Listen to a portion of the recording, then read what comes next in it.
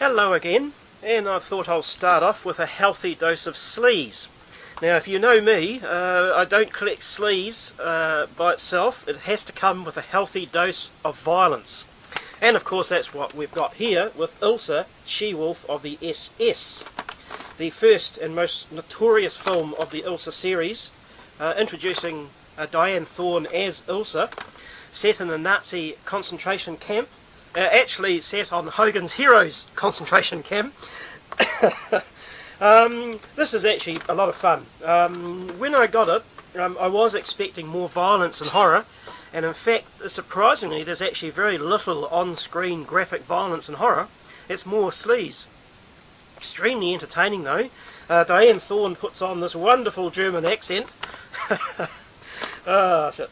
I first heard about this film in an early Fangoria magazine, who were doing an article on Joe Blasco, and in that article they described ILSA, She-Wolf of the SS as the most repulsive film ever made. Well, that meant I had to have it. Very entertaining. Don't expect a lot of violence, on-screen violence and gore, because there's not actually. A lot of sleaze. There is some good Joe Blasco graphic effects, but it's really entertaining. This is a hugely entertaining film, despite its reputation, and it's I don't consider it the most repulsive film ever made.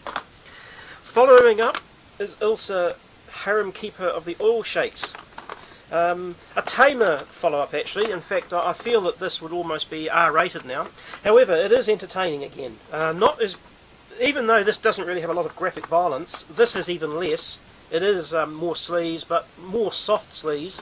However, it does have these black girls here who kick ass, and the film starts with them beating a guy to a pulp. A lot of fun. What can I say?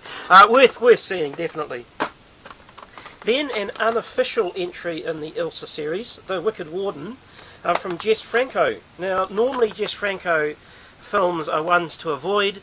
This is probably his best film. You get past the first, say, 10 minutes of very stilted dialogue and atrocious dubbing. Once you get inside the prison, the woman's prison, you probably have one of the better woman in prison films, in my opinion. Pure sleaze, out and out. Actually sleazier than even the Harem Keeper of the Oil Sheiks. Probably on a par with She-Wolf of the SS. Again, doesn't really concentrate on violence. There is some good gore in it, but very low budget gore, so it's not extreme in my opinion. However, this is a hugely entertaining film. Now, it originally was called Greta the Mad Butcher. I think it then got re-released as Wanda the Wicked Warden, and it's got the ILSA title now purely to cash in on Diane Thorne. Entertaining. Actually, yes, I do recommend it if you like sleaze. ILSA, the Tigress of Siberia. This, to me, as far as violence and gore goes, is the strongest of the entire series. As far as sleaze goes, it's the weakest of the entire series. Now, this gets a lot of bad press, and for a long time I debated whether I was even going to get it. But I decided, I've got the first three, even including an unofficial one. I thought, well, I might as well complete the series and get this, even though I wasn't expecting too much of it. I was actually pleasantly surprised.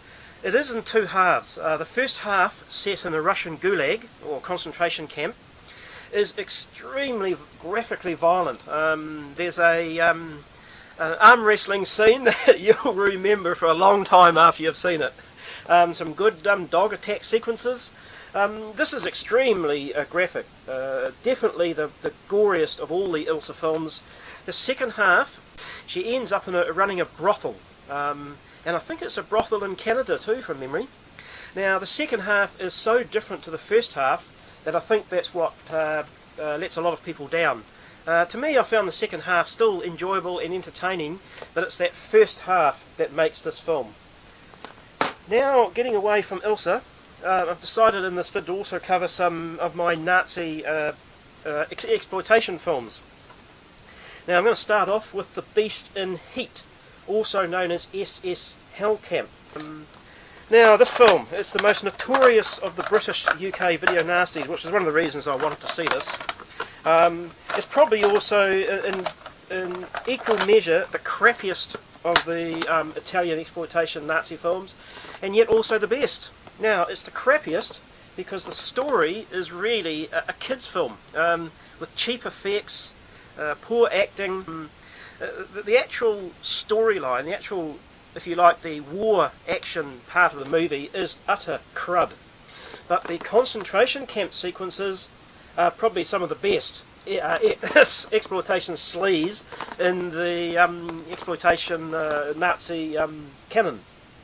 So I sort of do recommend this, but only for about 20 or 30 minutes of extreme concentration camp footage. The rest of the film is crap. Now, this is another one on the UK banned video nasty list that I wanted to see for a long time, and Gestapo's Last Orgy. I think it also was known as, Last Orgy of the Third Reich, and I think it even had another title, some absurd title, and I can't even think what that other absurd title is at the moment. I found this actually quite a good film. It is a better story than, say, SS Experiment Camp, which I think is utter rubbish. The storyline in this is actually pretty good. It is sleaze.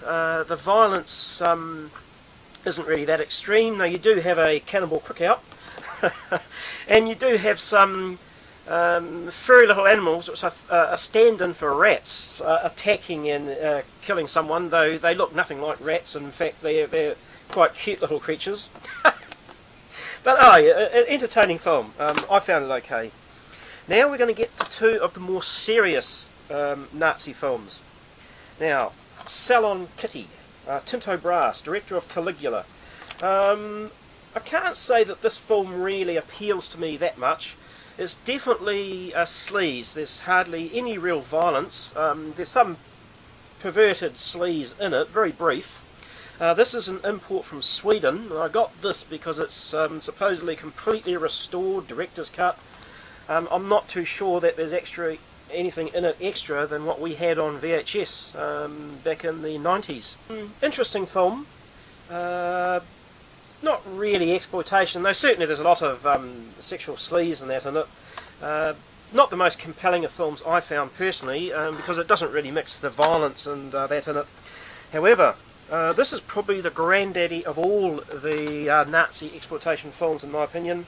Definitely the best of them all. Salo, 120 Days of Sodom, or I should say Salo or the 120 Days of Sodom. What's his name? Pier Paolo Pasolini. His best film. I've seen a few of his films. This is the only one I truly like, because it mixes the sleaze with heavy dose of violence, especially at the end. Now again, this is an import I did from eBay. It's a copy of an out-of-print DVD. So I've made up the label and sleeve myself. Extremely powerful film, extremely perverse, and it does end with the torture and killing of the youngsters who are taken to this chateau or castle or whatever. Basically, it's a film about the how absolute power can corrupt absolutely, especially in fascist Italy. It's basically taking the Marquis de Sade's story, which was set, I think, in medieval France, and updating it to fascist Italy. Now, I also have it on DVD. Again, this is a copy of the British DVD, which was released uncut. And there's not really a lot more I can say about that film. It is the granddaddy of Nazi exploitation films. If you're interested in Nazi exploitation films, Salo is a must-see for adults only, of course. In fact, almost all these films, apart from Harem Keeper of the All Sheiks, I would say are really adults-only viewing. And now on to the next vid. Thanks for watching.